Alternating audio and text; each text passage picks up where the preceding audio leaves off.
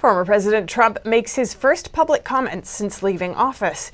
He said that he'll make a comeback in some way, but didn't explain how. Trump told Rob Crilly of the Washington Examiner that he'll do something, but not just yet. He didn't give any details about his plans. According to the Examiner, Trump made the comment while dining at the Trump International Golf Club in West Palm Beach, Florida. Trump made similar remarks about being back in some form on Wednesday morning before leaving for Florida. And the Biden administration is already reversing many of Trump's policies in the first 2 days of office. Our reporter in California asked Trump supporters what they think are Trump's most important legacies and what the new administration will do to them. We interviewed supporters of President Trump in Orange County, California on Inauguration Day. They were gathering to say thank you to President Trump for his 4 years of service. They told us what they think are Trump's most important legacies. The border patrol, building the border, helping our veterans, that was immense. That was so good for our veterans. China was totally stamped down, totally, and they're already coming out. They've already banned a lot of Trump's people from even coming to China. Taking on the Chinese Communist Party, that has been a really, really big thing, calling China out.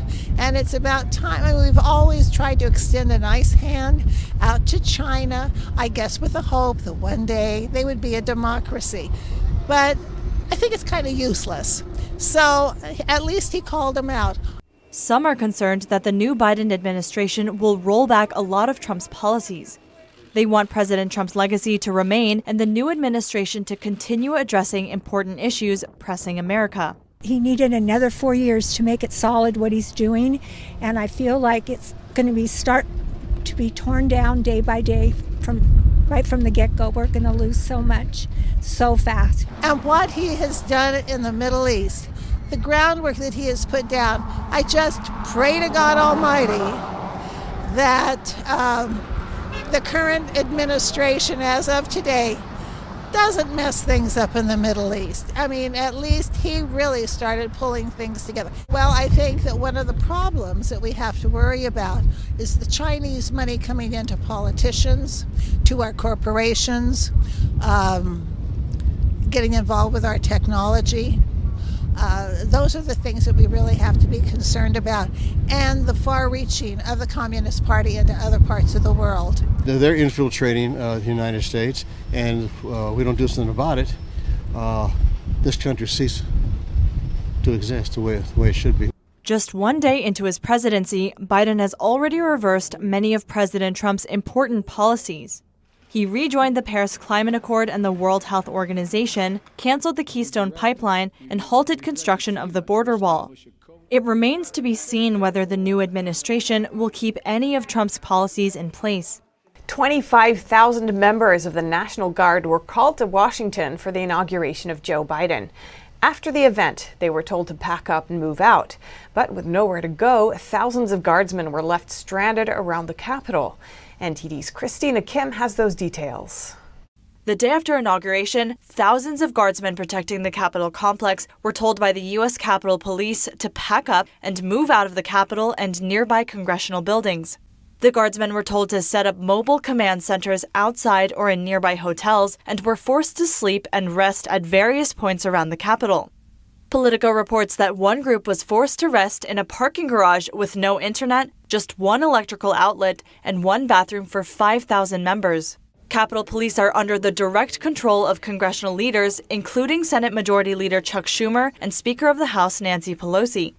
One guardsman told Politico they felt betrayed after serving and protecting the Capitol to then be sent away to a parking garage. One Guard member said, upon arriving in D.C., they were packed in like sardines and didn't get tested for the virus.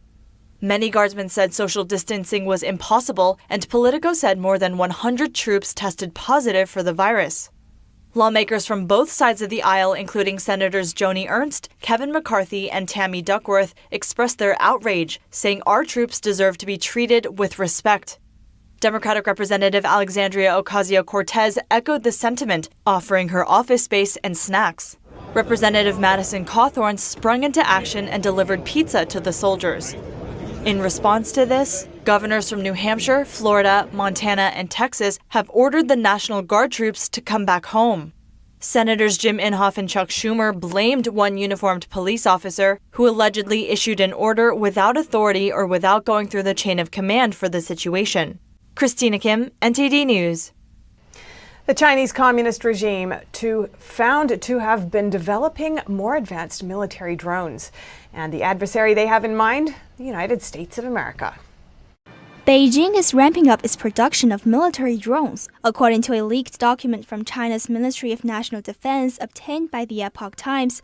The goal is to spy on and compete with adversaries like the United States.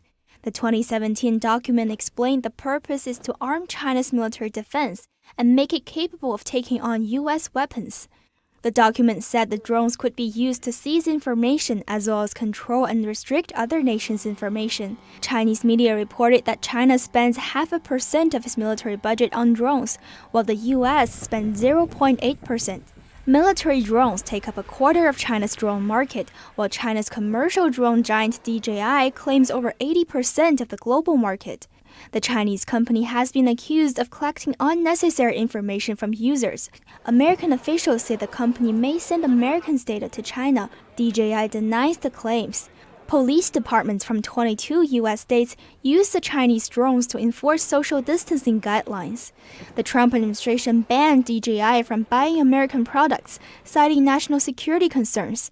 The move dealt a hard blow to the company, who rely heavily on electronic components made in the U.S. Penny Zhou, NTD News.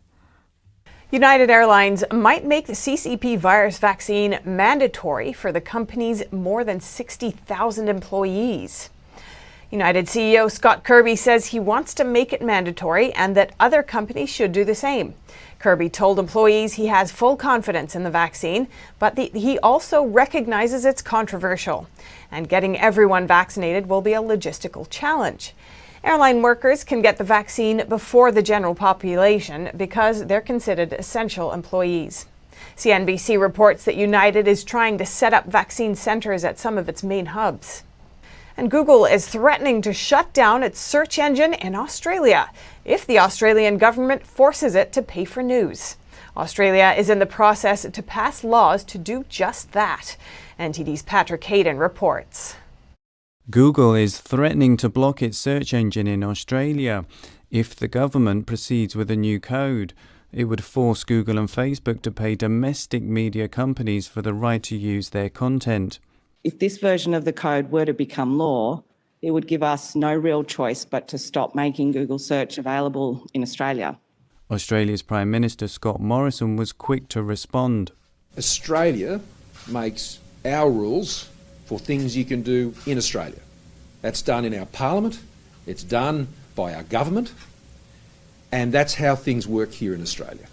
And people who want to work with that in Australia, you're very welcome. But we don't respond to threats. Google's threat escalates a battle with publishers like News Corp, which is being closely watched around the world.